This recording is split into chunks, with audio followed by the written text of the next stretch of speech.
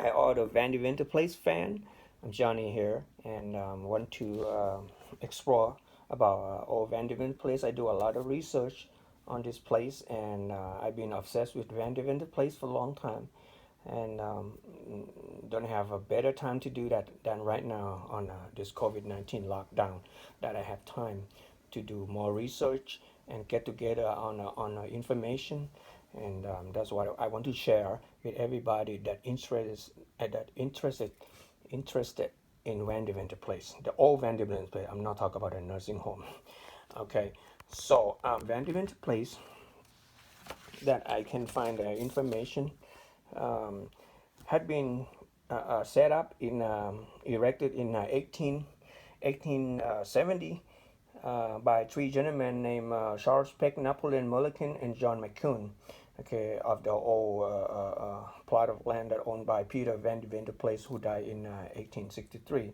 So in 1870, they just subdivide all this plot and sell it, and have this restriction in place to make sure they have a prominent mansion, such as the rule as um, you got to be set back the building setback line got to be 30 feet from the curb, and the front step have to be scrubbed 2 times a week. Those either granite step, I think, and on the window have to be 3 set of curtain. Okay, and any man walk there had not roll their sleeve. Can you believe that? You cannot even roll your sleeve walking on the old Vandeventer Place because of this restriction. So this is the extra uh, grand mansion. Okay, this restriction of the Vandeventer Place is, stand for 79 year and expired, and the place fall into almost a disrepair in after World War II.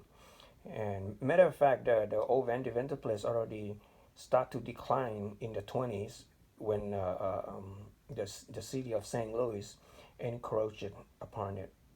Have more factory on Grand Avenue.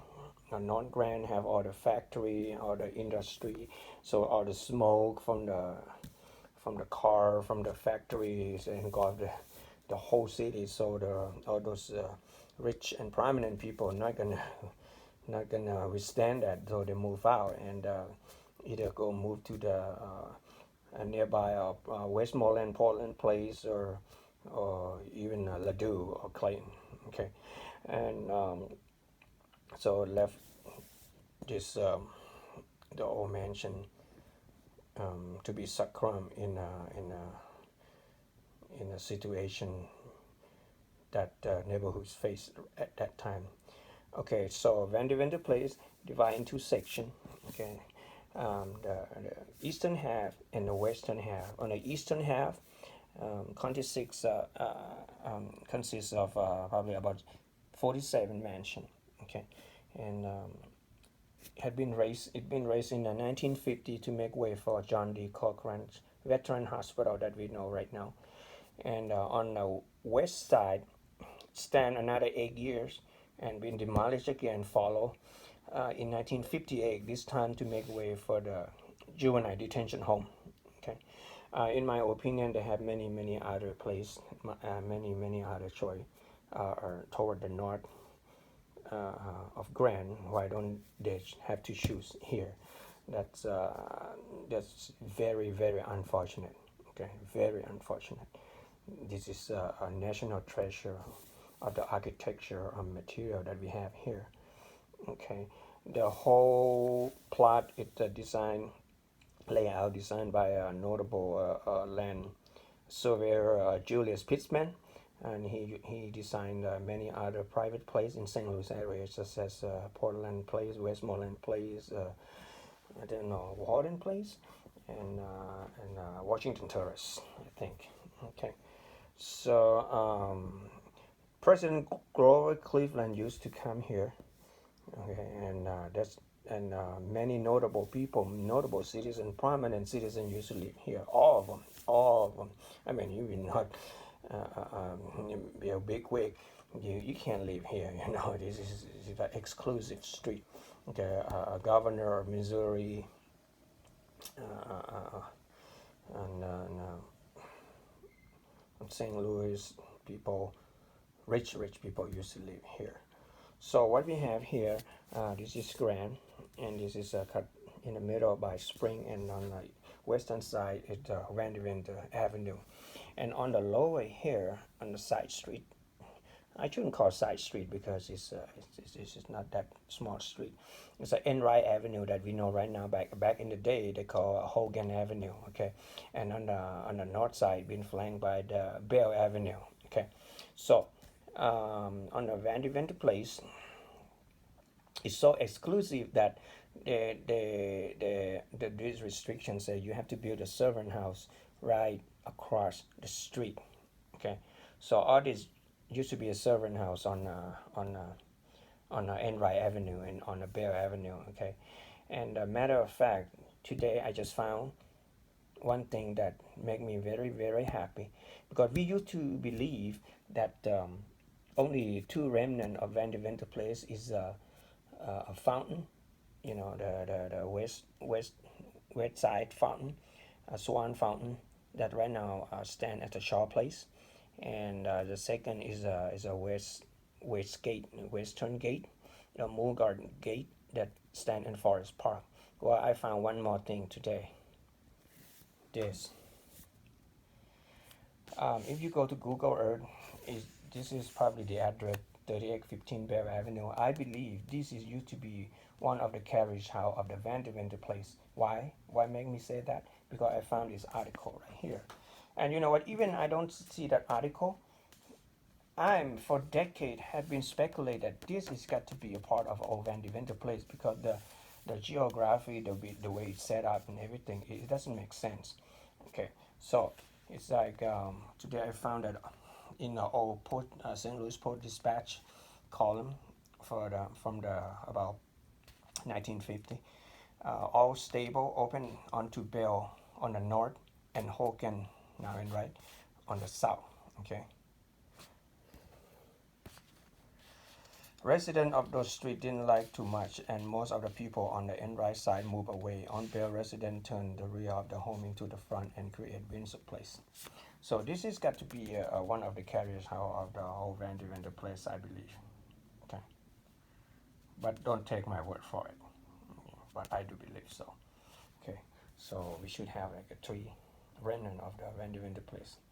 Okay, the fountain, the gate, and this carriage house probably belong to the either number 51 or 53 or even 55. Who knows? Okay, so let's see what we got here. The early on Vandeventer Place even got demolished in number 43, demolished in 1902. Is a Edmund Wickham mansion. That's why it's contrary to the belief that Vandeventer Place is consists of 86 mansion, but the last mansion is number 87. So probably because of this, number 43 is missing, so they call it 86 mansion. So even the last one got demolished in 1937. Along together, not too far from each other, is number 40, Henry Clay Pierce Mansion at number 40. Either been demolished in 1936 or 1938. That's a great loss. That's one of the biggest mansion there. Okay, so let's go to this is a Google Earth that I found. That garage is right there. Okay, that building right there. And the Vandeventer Place is spring in the corner right there. Is what it look right now is a detention home, hospital. Okay. Vandeventer Place. If you go to the map around Google Map, you can see that this part right here had been like a cut off on a curve. It's not like a rectangular like this, but even cut off like this. Well, because I don't know. I think in the 20s, the streetcar line of St. Louis have to make a turn right here, and then they don't have enough space, so they have to cut to the Vandeventer Place. That's the first indication of the downfall of Vandeventer Place, if we can think of that way. So if we now go to the map, we can see this one right here is a curve, because it used to be a streetcar rail right here. Okay, and that still look like that today. Okay, but at the beginning it doesn't look like that. It used to be like a all rectangular sharp edge. Okay, let's go look at the other mansion so we can appreciate what they look like. Okay, I have all this picture that I've been download from, mostly from Pinterest and from other sources as well. Okay, you get so many picture that from my bedroom all the way to my living room. Okay, so we're gonna pretend that this is a Vandeventer Place. Let's pretend that imaginary park strip right in the middle, and that is the Vandeventer Avenue. Okay, this is on the this is the western side, and this has been cut in the middle by Spring Avenue. This is a yellow ruler is a Spring Avenue, and this is the western side, and that is the Grand. Okay, so let's go start from the Grand. Okay, so this is Grand Boulevard, not Grand, not in that way. Okay, and the gate would be right here. Okay, the first three mansions on the Vandeventer Place is number 7 and number 4. I think it's number 4, but I can't find information on it. On Napoleon Mulliken Mansion, I don't know, is it number 4 or number 6? I'm not sure, but let think of it as either number 2 or number 4. Okay, so that Napoleon Mulliken and Charles Peck Mansion, they're built about the same time. I think it's about the same year. Okay, even the architecture itself look very almost identical. Have a mansard roof. Both of them have mansard roof in the Second Empire architect. See that, or swan fountain. Okay, so let's move on to the next. It's number 11. Number 11 is Samuel Cole. It's the third mansion to build on Vandeventer Place. It's beautiful, and it's a white limestone. Is it? Yeah, something like that. Building. You can see that kind of architecture in Westmoreland Place or Portland Place now. Okay.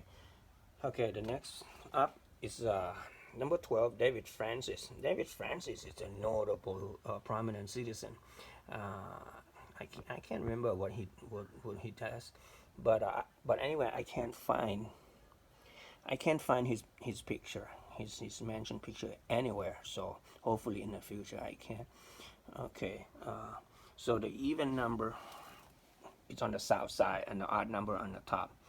Okay, so right next is number 17. Number 17 is John Scudder House or Watson Farr. I'm not sure. Okay, that's a beautiful house. I heard the story that either John Scudder or Watson Farr, one of these two guys. I don't know who's the actual owner, because my research is a contradict each other. I heard that when he built the foundation, you see that white stone foundation, and he stopped. He just kicked the old builder out and hired another architecture and built from that foundation up in a different style, but they use the same foundation. Wow, interesting, huh? Okay, on this space right here, I can't find any information at all. Okay, so let's move on to the next. It's number 21 on the north side. Number 21 is belong to Henry Newman. Henry Newman Mansion. Look at that. It's about as big as Henry Clay Pierce Mansion on the numbers 40. It's a big, gigantic mansion. Henry Newman. Okay, move to the next. Is on the north side is a number 25. Number 25 is a John Orrick Mansion. The real Victorian style mansion. Okay. So from John Orrick Mansion is here come the one of the most notable mansion of the whole street, built in Richardsonian Romanesque by Henry Jacobson Richardson. Number 27, Lionberger. Okay, John Lionberger. John Lionberger house. Okay, he have another similar kind of building on further to the St. Louis. I think it's on what street is that? Yeah, I forgot. But right across from that the tall building on Grand, that life insurance building on Grand. Okay, very similar kind of building, but that porch, luckily they just tear it down and move to the one of the mansion in Westmoreland Place, so that porch still there today. But wow, that is like a very fortress. Like I really like Richardsonian Romanesque architecture. Really, really do. Okay, there are some buildings just look like this in Chicago. Okay, bigger one though. But this one is residential. So, okay, go across the park in the middle. So we got number 26. Okay, number 26 is Edward Marlin Clark. Edward Marlin Clark is a very, very wealthy gentleman and a very prominent citizen. He's even a contributor to the Washington University. I think they have one of the buildings that named after him, if I'm not mistaken. So Edward Marlin Clark is like, whoo, creme de la creme of the people. Is almost like John D. Rockefeller of St. Louis, I would say. Okay, and later he's one of the early people to move out of because of a smoke encroaching from the city of St. Louis. So he built another mansion in Westmoreland Place. I think in 1912, if I'm not mistaken. Okay, so the next one is on the north side. Is the number 30. Was it number 33? Look at that. It's the Whitestone Mansion. Number 33 is Thomas Howard Mansion. Okay, if you want to know who he is, it's yeah, you can go research. Okay, across the street. This is not exactly supposed to be, but very close. Okay.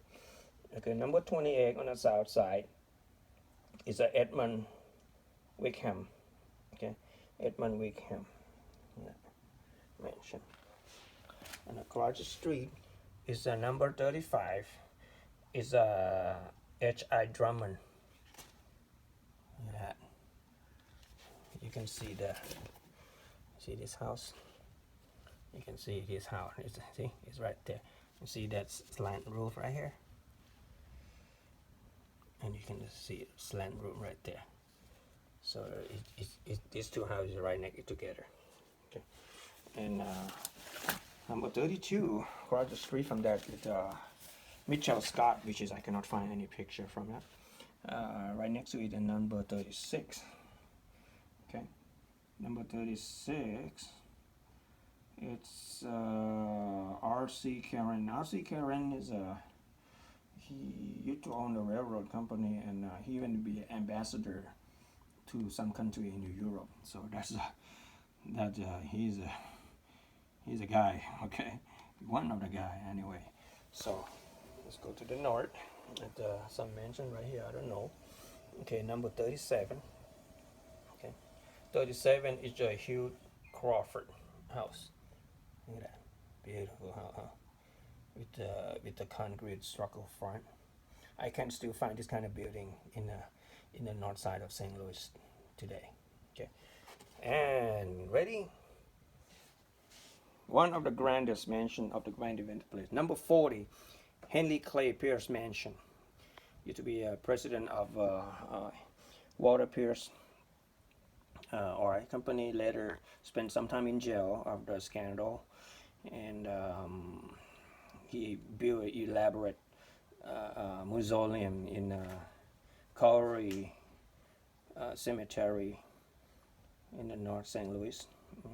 I don't know, is Calvary or another right next to it, but he made big mausoleum. Even before he died, he built that mausoleum for him and his family.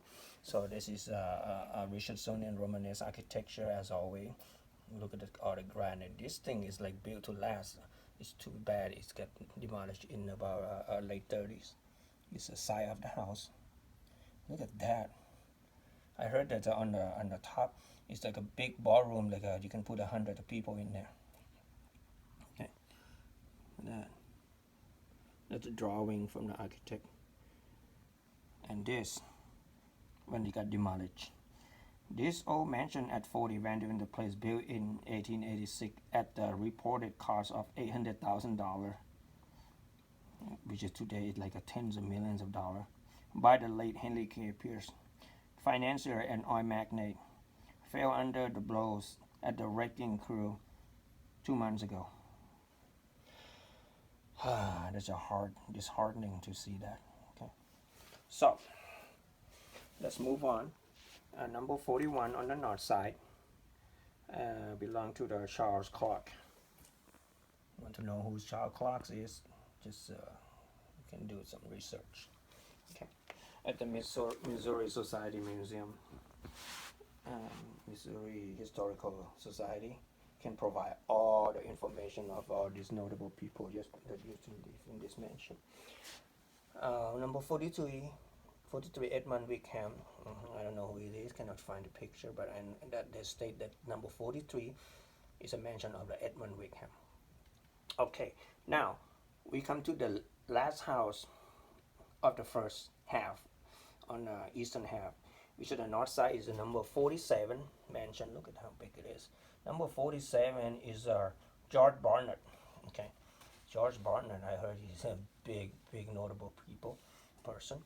And across that, on the corner of the spring in Vandeventer Place here is number 46. Number 46 is Joseph Chapman. Okay. Now we're gonna cross the street, spring, to the western half of the mansion. We start from number 49, which is Isaac Morton. I heard the long story about this mansion. It's so complicated, but yeah, you can see the mansion right next to it on the picture, which is number 51. See that? See that? That one right there. Very close to number 51. So number 49, across the street from that, it's George Silas Bent. Okay, at number 48. Okay, Silas Bent, and later belonged to his wife, I think. So that's a corner. You can see that it is on a corner. See that? See the curve? So it is a corner. See, corner. Okay, so to go to the cross the street from the north side, which is one of the another notable mansion. Prominent mansion on Vandeventer Place is number 51. 51 it belonged to John Davis. I don't know, John Davis is I forgot what he does, but yeah, some big thing again. All of these people doing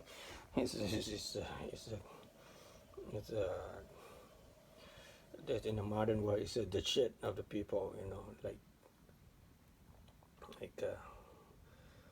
big. So on the John Davis mansion, it's look like another fortress. You see that fortress on the left hand side here. I think it's a 12 or 14 sided. I've counted it, but I'm not sure, either 12 or 14 sided, and it's slant. It's not. You can see how tilt it is. So that tower, it's slant, just like a real tower. Beautiful. Okay, across the street from that is the number 50 John Shepley. Can't find any picture. Okay, and right next to 51 is the number 59. Oh, is it? Maybe 53, but I can't find information. Oh, wait a minute, not 59. That number 53. So 51, that's right. This has got to be right next to it. Oh, yeah. You see that? See that window right here? the window right there. So yeah, it is right next to each other. Number 59, number 59. I mean 53, man. I always say 59. Yeah, it looked like number 9 from far away. On number 53.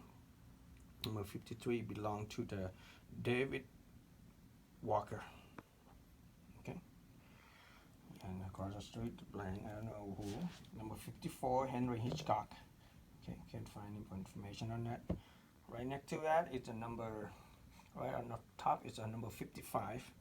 Number 55 is the James Sylvester Mansion. James Sylvester Mansion. Wow, look at that. Look at that. You see his porch. His porch still shown on the number 53. That porch right there. Okay, and on the south side, across from that is the number 56. That's a beautiful. Look at that lake. I like that. I like the way they play with the arch right there. Look at Bulldog Lake on the front here.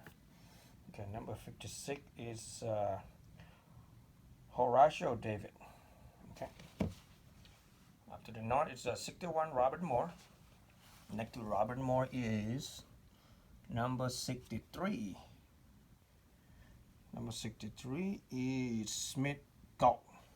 G-A-L-T. Smith Galt. Okay, and across the street from Smith Galt is probably number 60. Number 60 is Ethan Hitchcock. Okay, I know it's related to Alfred Hitchcock or not. It's a joke. Okay, number 67. Wow, look at how big that gigantic mansion here. Number 67 is Asa Wallace Mansion. Asa, S-A, S-A-S-A, Asa Wallace. Okay. Across from that is 64. 64 is H.C. Scott Mansion. And next to Asa is number 71. 71 is Otto Mersman. Otto Mersman. Across from that, number 68. 68 is Samuel Scott. Let's go to the north again. It's what's that? Number 75. Okay, number 75 is Charles Scudder. Charles Scudder Mansion. And on the south is number 70. Number 70 is what's that? John E. Love. Either John E. Love or Edward Kimbrough. Not sure. One of these two gentlemen, because even the source is not. It's contradict each other. Okay. And on the north side is toward the end of the Vandeventer Place. It's a 79. Holy mackerel! Look at that. How big it is. 79. It's a Thomas Needling House. Thomas Needling House or something like that. Man. Mumbo jumbo. Big mansion. That's another Romanesque architecture on the window. Okay, number across that is number 72, Dexter Tiffany. Look like a church to me at the side entrance. Very interesting though. Dexter Tiffany. Okay. And then number 83. Number 83 is Byron Hobart. Byron Hobart. Okay. This kind of architecture is all over North St. Louis right now too. Okay. And on the south side from that is number 80. Number 80 is William Tyler. And William Tyler, he bought a side lot.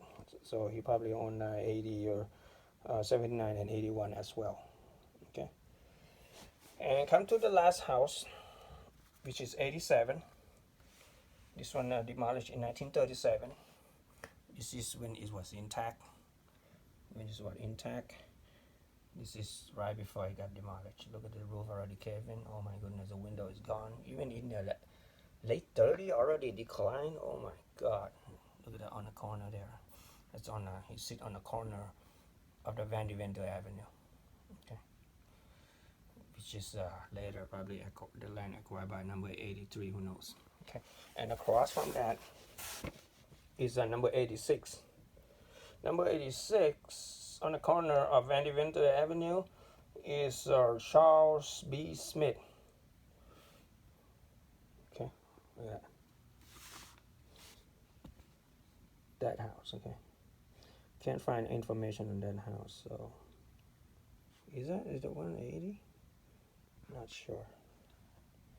Okay, that's Charles B. Smith. Either that or W.G. Moore. Who knows which one of this guy?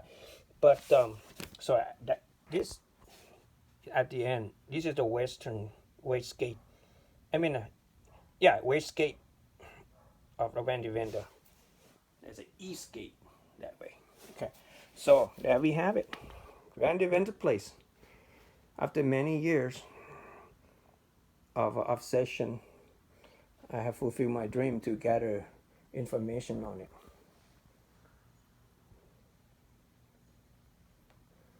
Hope everyone enjoy, and now I'm happy that I do this. Okay. Thank you very much for watching, and if I find out everything more about Vandeventer Place, I will put more on the YouTube. Thank you very much.